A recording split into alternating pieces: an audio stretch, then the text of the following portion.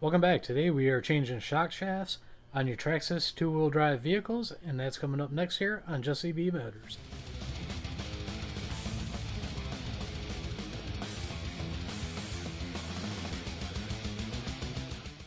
Today I'm going to show you how to change your shock shafts on your two-wheel drive Traxxas vehicles. As you can see here, we got a bent one, and I already changed one out, and what I used was these Traxxas titanium. There's a part number for if you need it.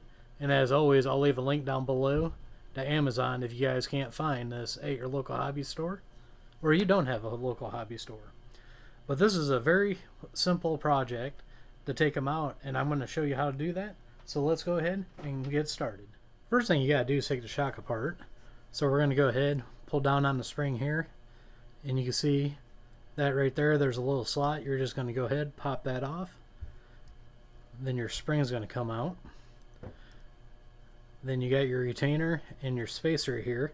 Go ahead and slide both of those off here. Get those out of the way.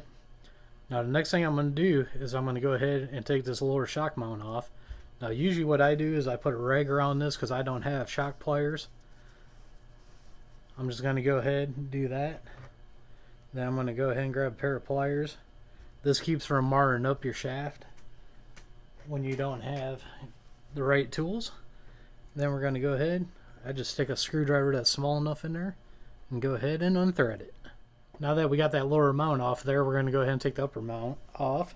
I do the same thing. I'm going to take my towel here, I'm going to wrap it around the shock, get my pliers here, go ahead and grab that so I don't mar up my shock. Grab my little screwdriver here and going to go ahead and start loosening it up. Now you want to be careful.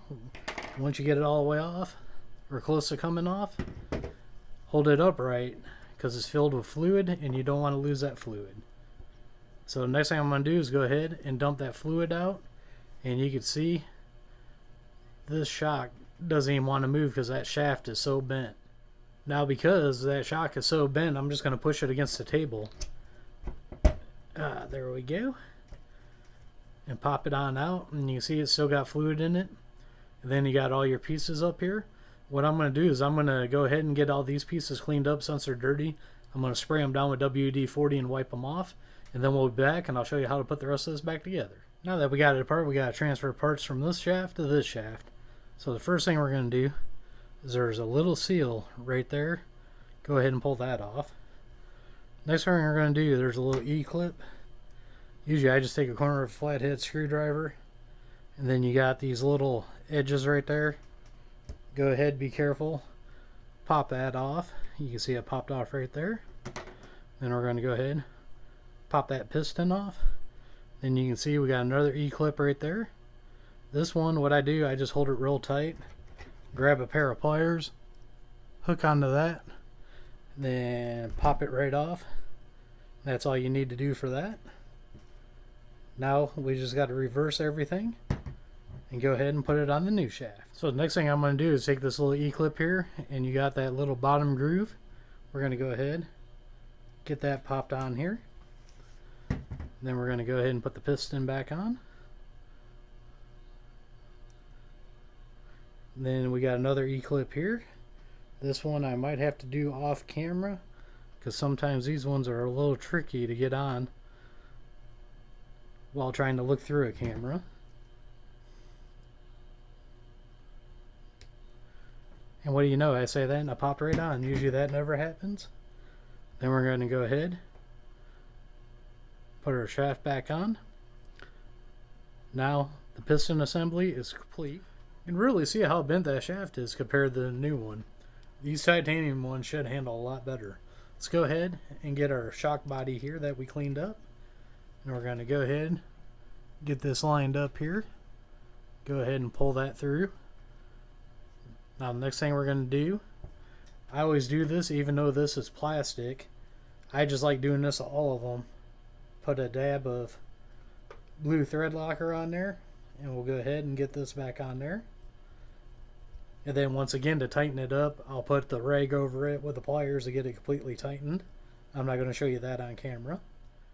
Now we're ready to put the fluid in. What I got here, what I'm going to use is some 70 weight Team Low C shock oil I got right here. I get this at my local hobby store.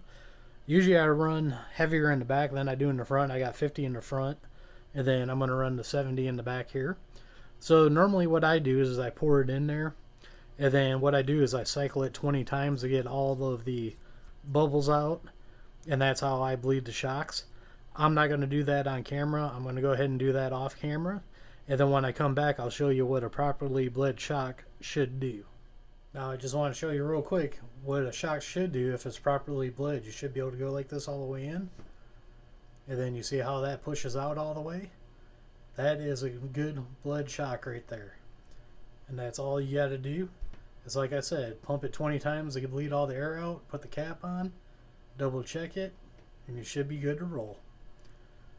So as you can see here, I already got this one put back together, and then I'm just going to finish up putting this one back together. But as you can see, it's not that hard to change these shafts out on these Traxxas 2-wheel drive shocks. Well, that's all I got for today. As always, I'll leave links down below for you guys to check these out on Amazon in case you ain't got a hobby store by you. And if you do get anything through the links, it does help the channel out. I just want to let you guys know that. Thank you for watching. Don't forget to like, share, and subscribe.